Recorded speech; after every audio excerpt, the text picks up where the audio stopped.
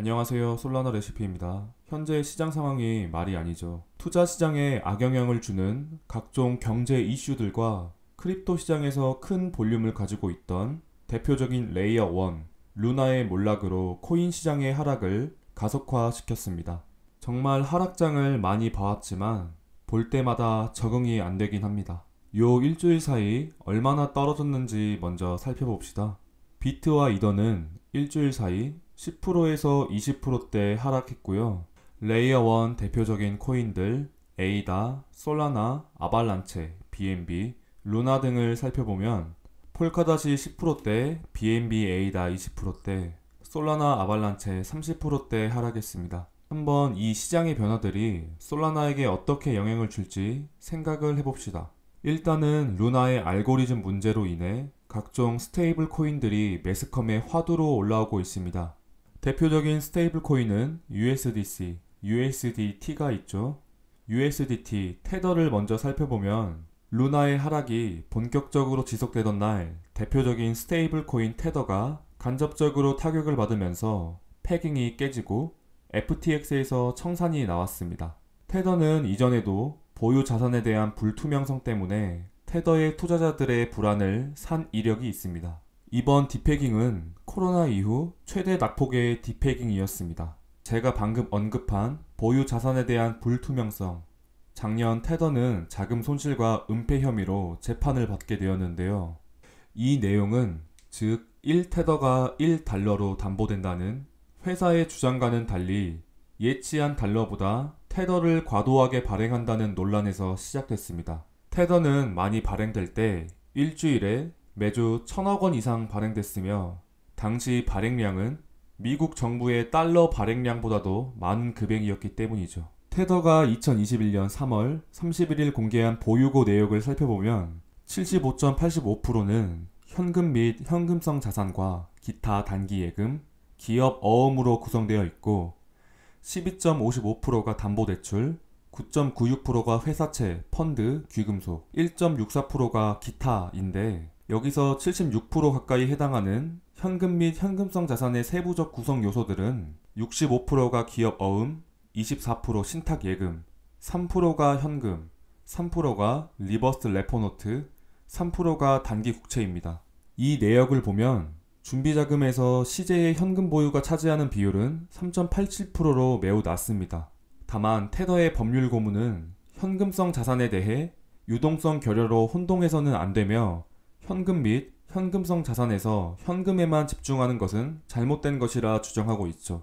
다만 이것은 테더만의 의견이고 테더의 1테더가 1달러로 담보된다는 초기 회사의 주장과는 확대 해석된 것으로 볼 수 있습니다. 솔라나와는 별 상관이 없습니다. 다만 USDC가 문제가 생긴다면 솔라나에게 간접적으로 타격을 줄 수 있습니다. 이유는 솔라나는 자신의 플랫폼 내에서 통화적 기능을 하는 스테이블 코인으로 USDC와 협업했기 때문입니다. 가상자산 결제 서비스 문페이는 솔라나 USDC를 결제 지원하기도 했고 솔라나의 큰 프로젝트인 결제 프로토콜 솔라나페이도 솔 USDC가 거래에 축이 됩니다. 기사를 살펴보면 솔라나페이 개발에 서클도 참여한 것을 확인할 수 있는데 서클이 USDC를 만든 곳입니다. 즉 USDC와 솔라나는 파트너 관계로 USDC가 어떤 문제가 생긴다면 솔라나의 거래 용이성에 하자가 발생할 수 있습니다. 물론 솔라나에서 테더도 통용되기는 하지만 핵심 프로젝트들과 결부되어 있는 것은 USDC이기 때문에 치명적인 것이죠. 그렇기 때문에 이번 루나의 UST 디패깅이 스테이블 코인에 어떤 영향을 미치는지가 중요한 것입니다. 다행히도 스테이블 코인 온체인 데이터를 살펴보면 테더가 어제 디패깅 되면서 많은 금액이 USDC로 넘어오는 것을 확인할 수 있습니다. USDC의 발행사는 서클로, 서클은 미국의 대표적인 금융회사 골드만삭스의 자회사이며 코인베이스가 파트너십으로 있는 SEC에 합병 상장을 한 전통 금융권에 진출되어 있는 대표적인 스테이블 코인입니다. 작년 7월에는 기업 인수 목적 회사 SPAC를 통해 뉴욕 증시 상장을 추진한다고 발표하며 미 SEC에 합병 상장 신청서도 제출해둔 상태. 이는 몇 없는 암호화폐 기업의 전통적인 금융시장 입성입니다. 서클의 전통 금융 진출이 시사하는 바는 다음과 같습니다.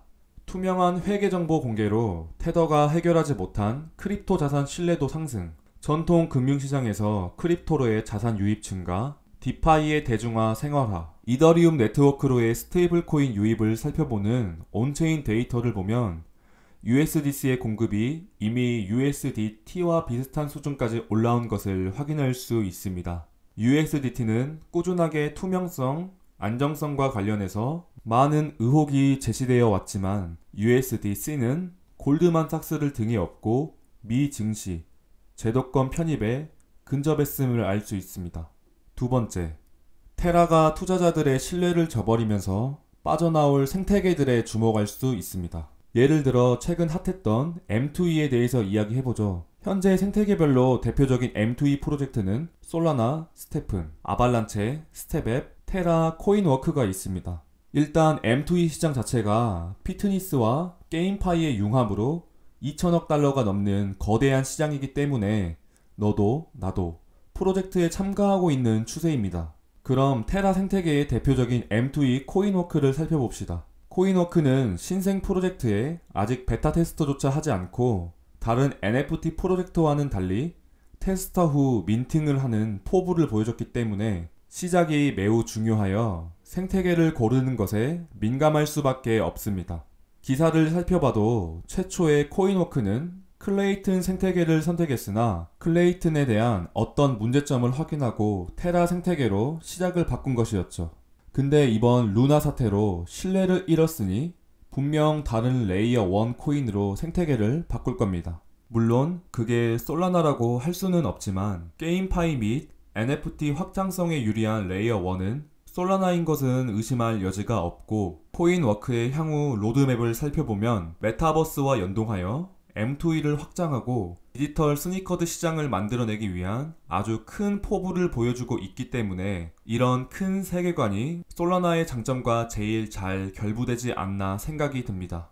만약 이번 코인워크가 솔라나를 선택하게 된다면 솔라나는 이제 대외적으로 명실상부한 게임파이 및 M2E의 강점이 있는 플랫폼으로 이름을 알릴 거고 향후 NFT 게임 시장에 큰 척도가 될 수 있습니다. 실제로 게임 회사 컴투스의 C2X 코인은 최근 테라 생태계가 큰 피해를 입으면서 블록 생산이 중단되자 테라 메인넷을 포기하고 생태계를 떠난다고 발표했습니다. 컴투스는 이에 대안으로 다른 레이어 1 블록체인 네트워크로 전환 또는 자체 메인넷과 사이드 체인을 구축하는 것을 검토 중이라고 말했죠. 이제 이를 시작으로 분명 테라 생태계를 기반으로 하는 지갑, 게임, 디파이 등 다양한 디앱들이 다른 생태계로 마이그레이션 할 것입니다.